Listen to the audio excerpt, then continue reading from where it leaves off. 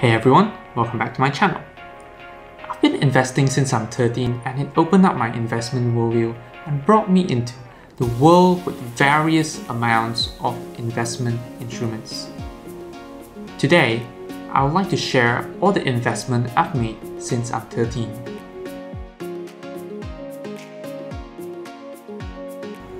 First, I would like to clarify that this is not financial advice. All the investments I talk about afterwards are the investments that I've made. I've since exited some of the investments, and some of the investments are made based on the money I've earned from exited investments. All the investments amount talked in this video does not reflect my current portfolio. Investing also comes with its own risk, so understand the risk before proceeding with investing.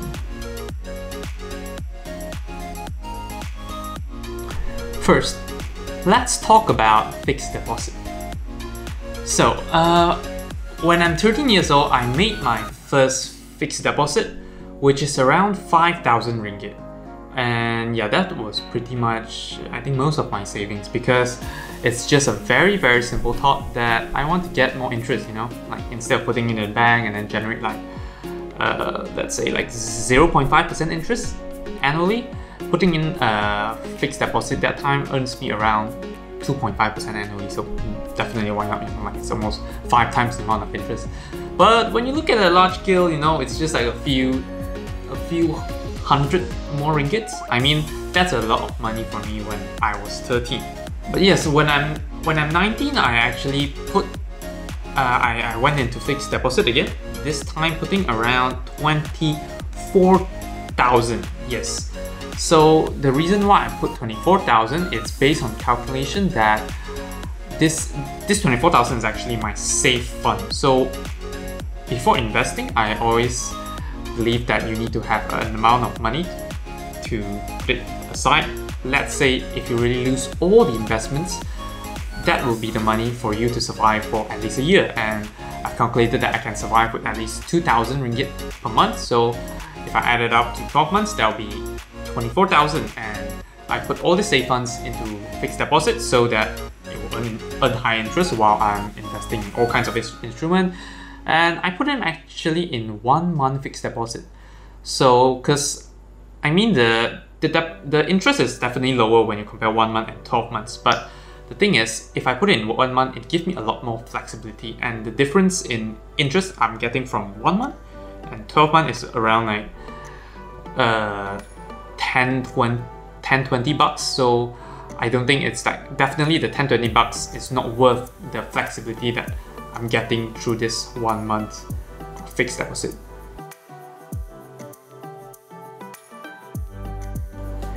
Next up, it's stocks. So yes, I actually bought my first stock when I am 13. So the first stock which I bought, actually at that time I bought it through, my parents encouraged me to invest in the stock market because, yeah, the stock market pretty much comes with a 6% average return yearly. If you look at, I think, the S&P 500, something like that. So definitely the average return is higher than fixed deposit or like buying bonds or something like that. So yeah, they suggested me to do this, and I can just like buy it through their account. Of course, I will be just telling them what stock I want to buy, and then they will buy it in their account under their name. But then of course it's something for me. It works on a trust basis. So my first stock is actually, when I'm 13, is YTL REIT. So I purchased it for around with around 1,000 plus ringgit.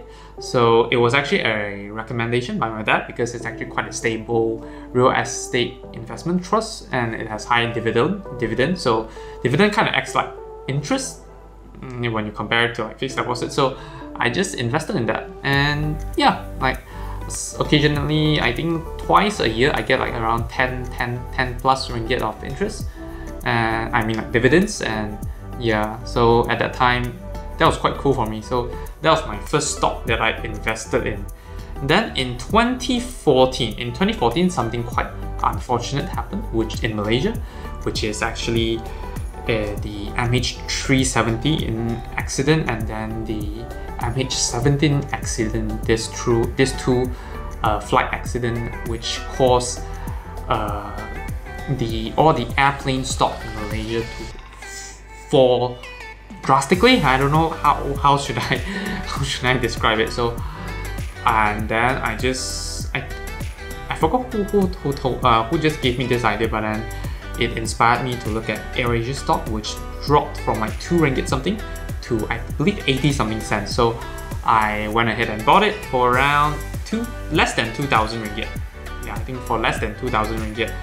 And yes, because we all know that actually at that time I didn't do much research. It was like kind of based off like just asking adults and then some of my common sense, because AirAsia is like the best low-cost airline I think across the Southeast Asia region, so it's worth investing. It's like been growing year by year.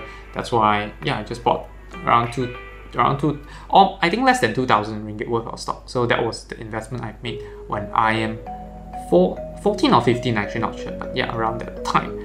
Then after that, I bought some RAM holdings.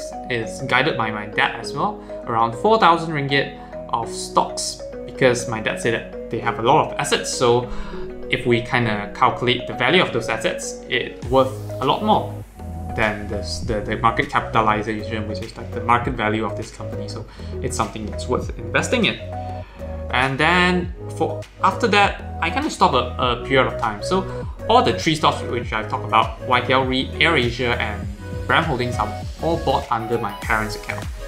And after that, I think in 2018, when I'm 18 years old, I opened up my first stock account. And then in 2019, I start buying my own stock in my own account. So I bought in, first stock I bought is YTL. I think I bought around 5,000 ringgits worth of share, because YTL has a lot of undervalued assets. Basically, they never really go and revalue their land and all this.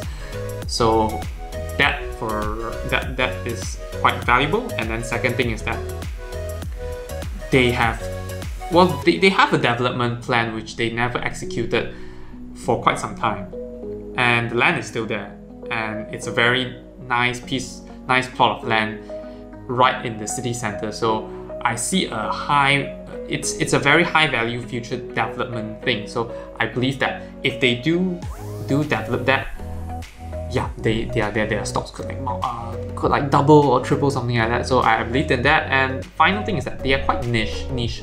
So they are a construction company, and then they sell houses and all this, but then they don't really sell to the masses. And like, for example, they don't really try to just sell cheap housing. They sell housing with a certain value to a certain niche customer. So unlike all the other construction firms where I just I just want to get my houses out as fast as possible, theirs comes with their own niche. So this is something I quite like.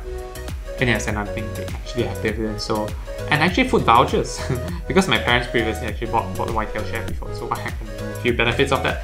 So that drew me into buying that. And yes, after that, I bought YTL Power. This is actually I won't say it's the worst decision I've made. So since YTL, I've been reading their annual report, doing some research.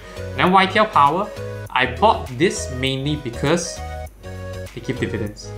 So this thing called dividend yield, which is like how much dividend they are giving over their price. So the dividend yield for YTL Power is very high. So when I compare to it, yeah, it's like double the interest which I'll be getting through fixed deposits. So I was like, why not? Let's just buy it. and that's why I went and buy YTL Power. It's quite a dumb decision. I bought it like less than 4,000 just for the dividends. And after that, I think early last year, 2020, because of the COVID pandemic, and then our national bank have been lowering the interest rate. So I believe that fixed deposit is no longer the option.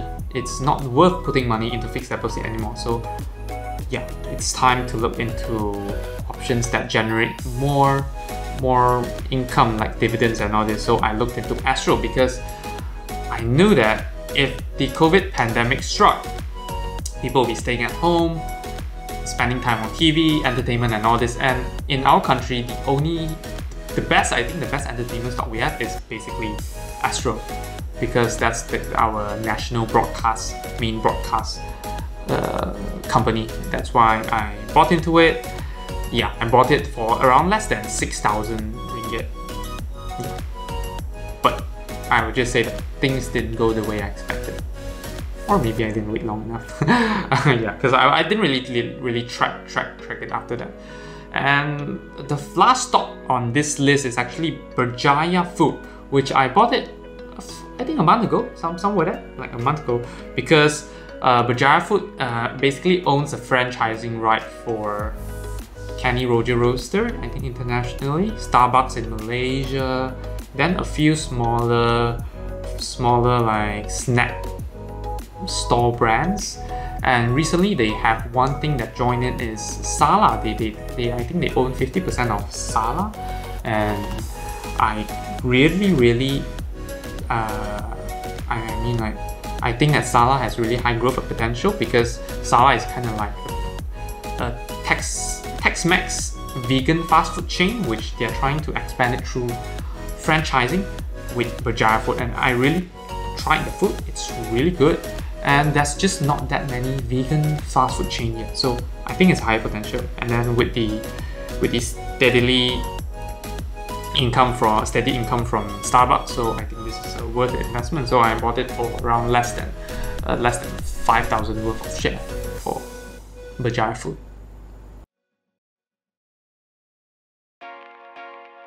Now we're into cryptocurrency. So I got into cryptocurrency like in 2017 during the crypto boom, you know, like suddenly Bitcoin went to like 20k US dollar, that period of time. So my first investment in crypto, I didn't really buy crypto directly. I invested in mining. I invested in a full mining rig because I know how to build computer and stuff. So I built myself a own mining rig to mine Ethereum, because I love building computers, and then I have subsidized power. That's why I built a mining rig to mine Ethereum, and then I mined it for 3 years. So the investment I put into this, it's the largest investment I've made, because I spent 12,000 ringgit buying the whole mining rig to mine Ethereum. So I mined it for 3 years before I stopped mining it, and then I've gathered an amount of Ethereum from it, and those Ethereum has just been something which I've been holding on to. I believed in the Ethereum technology, that's why I held on to it. And after that, I think 2019 or 2020, I bought some Bitcoin. To be honest, I don't really believe in a Bitcoin I believe in the Bitcoin technology, but I don't think it has high potential. But the thing is, being the first in the market, you still have kind of like a gold ring around you. People just still believe in you. That's why I still invested some money into it, which is 5,250 to be exact. That's the amount I bought Bitcoin in, and then I've been storing it. I mean, I've sold some, but I still have some percentage in my account. Then the third one is Ethereum. So I do buy some Ethereum as well. So unlike those which I've mined, which I store it in the cold wallet, these Ethereum I bought is because I really believe in the Ethereum technology, and I actually buy this amount to trade. So yeah, I trust Ethereum quite a lot, that if it drops in value to zero, I just think that I just invested in technology. At least I've been putting money into like scientific development and all this stuff, but it rises, like, yeah, thanks. I basically earn money. So I put in 4,000 ringgit into trading. So buy, sell, and all this. This is like just a casual Ethereum which I used to play with, and not those that I just store in my cold wallet for long-term growth purposes. And fourth, I do invest in Polkadot. So Polkadot is actually I invested earlier this year because it's an interesting technology with potential. They have like their own parachain thing. That's why I invested 1,200 ringgit into it. Because I believe in the technology, but not so like Ethereum. So I just kind of put a little bit of amount of money into it that I believe. Like if I lose those money, I'm okay with it.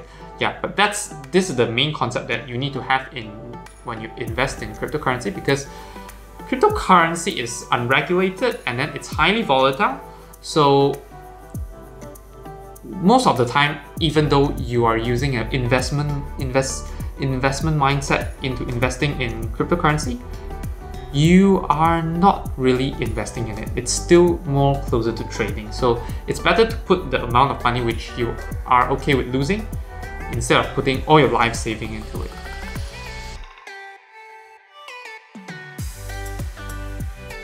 Fourth, we have Robo Advisor. So Robo Advisor is something that I've encountered last year because they are actually similar to stock investing, but they do invest in bonds, some precious metals and all that.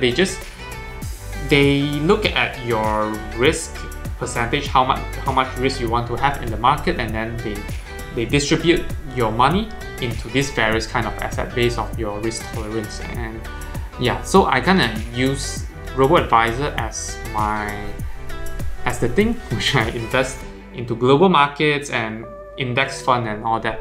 And I've started with 10,000 ringgit, and ever since I just set a fixed amount of money which it will get direct debit into the account every single month, because I believe in dollar cost averaging. So over the long term, the asset price actually increases and drops daily. So if you use dollar cost averaging, you will get like kind of average price. So you can't just try to spot the lowest point of the market or like highest point of the market to sell. So when you put money like monthly like this, so you kind of get the average pricing. You won't miss out on the lowest lows or like put all the money into the highest highs, something like this. So that's what I've been using. And yeah, I mean, recently the market's a bit down, but overall it's on the uptrend. So I think this the Robo Advisor which I use is actually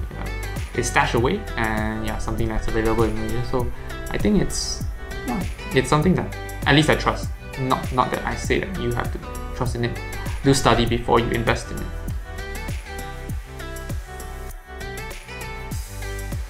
Yeah, in 2019, I started my business, and yeah, I made a lot of videos about that, and that's actually the best investment I've made. So I put in around 20k ringgit into it before I start getting a profit. So yeah, it's like the best investment I made. I've like multiplied that amount, which I was able to put into other investment. But one thing about business is that it's different from other investment. When you run a business, you're not just investing your own money. You're investing your money, your time, your human effort, all this. So it is a huge investment. That's why usually it will give you a fairly huge output as well. If you success, it gives you multiple times amount of money, assets, and even like connections and even time, because it just in the future when you can actually make a business that just runs in the background while you're enjoying life or something like that, where you just chip in to have meetings or something like that. So business, I would say it's actually the best investment, but it takes time and human effort and all this. And of course, I have gained a lot of experience from it. Finally, so this is actually the newest category which I've went in. So this is actually angel investing. So like it's investing in startups very early stages, but I'm not sure if mine is really called angel investing, because this is my first time getting this field. I invested in this company called Home Taste Tech. So it's actually a cloud kitchen startup, and I invested this in a equity crowdfunding platform in Malaysia. We have this. So it's like you're early stage startup, and then you want to sell part of your share. You can just put your startup out there to sell some of your shares, and I bought some of them because I believe in the startup. I see some potential in it. And I think it's worth a try because I just want to diversify my investment. So I just invested some money into it. But I'm not sure if I'm really considered an angel investor, or I'm just like a small retail investor, because that's what they kind of consider me, as a retail investor, not really angel investor yet. But yes, the amount for this investment, I won't disclose it because I'm not sure if I can disclose it, and yeah, I'm just not sure how this angel investing works and how investing on that website works here. So yes, this is basically what I invested. So mainly this 6 things which I've invested in, starting with fixed deposit, stocks, crypto, Robo Advisor, business, and angel investing. This is the 6 things which I've invested in, and then the total amount which I've put into this investment is up here. Of course, the angel investment thing is undisclosed, so I won't talk about that.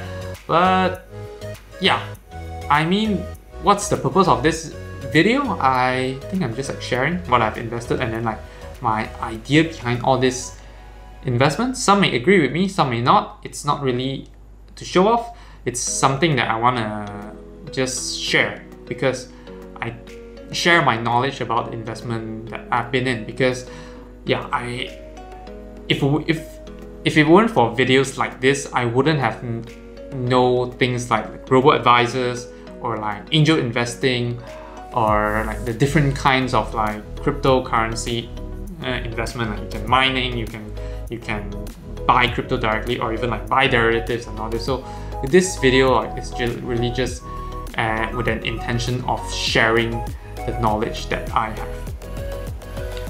If you like this video, do like, share and subscribe, and maybe consider checking out my previous video where I talk about why and how I sold my business. Or maybe you can check out the Incongruous channel, which is actually a podcast channel created by me and my girlfriend Verene, where we discuss about incongruous thoughts in our daily life. Thanks everyone for watching, and hope to see you guys in the next video.